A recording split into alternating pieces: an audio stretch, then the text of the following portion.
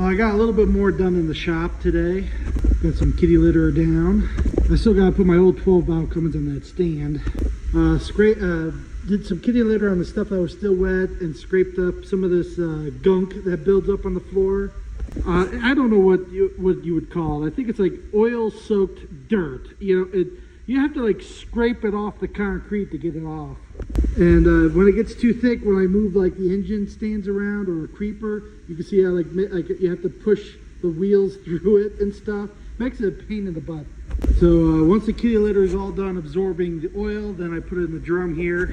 So besides, I still got like piles of tools I gotta go through.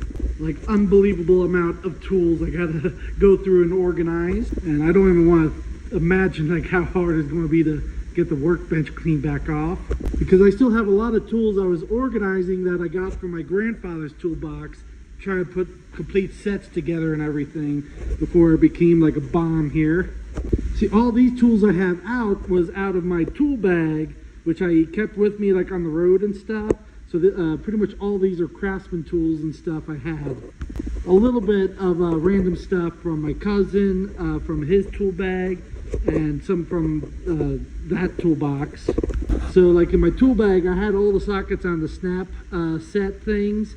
So what I want to do is put in all these tools instead of in the bag back and like put it in there. I want to get like the peg socket holders and stuff like that.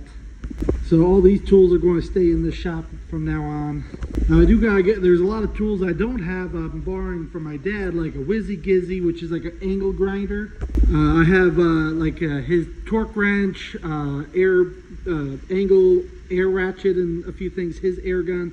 So I gotta take all that back down. Other special tools of his, like the piston ring compressor, I gotta take that back down. And I gotta take a trip to Harbor Freight and get some more of my own tools. These are my dad's torches I gotta take down to the house. And I gotta get those tanks refilled because the tanks were left on and ran empty.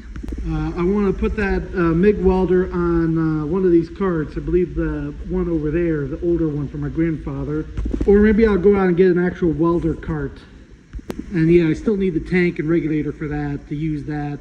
Also, I want to get my own stick welder and not have to borrow my dad's. So there's still a lot of tools I don't have, but to get started, at least I got a lot of stuff here. You know, some stuff I've gotten from flea markets, like the drill press and the chop saw, mini fridge, of course. And those are just empty toolboxes there. Eventually, I want to get a hose reel to mount on the wall there for the air compressor. And I want to move the air compressor in my other shed and run the hose through the conduit pipe right there, so I can make more room in here. I'll see if I have room to run the acetylene torch hose through the conduit tube also, since I have like 300 feet of acetylene hose.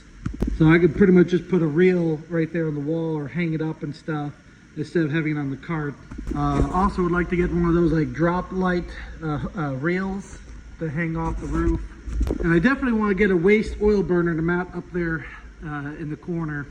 I still got the rest of the electrical to do on this side of the shop, and of course I definitely have to do spray foam on this whole thing, but not too shabby for a little shop now. So I also would like to, once it's spray foamed, put some like pegs on the posts and make like a whole shelving unit that goes all the way around the shop here up high.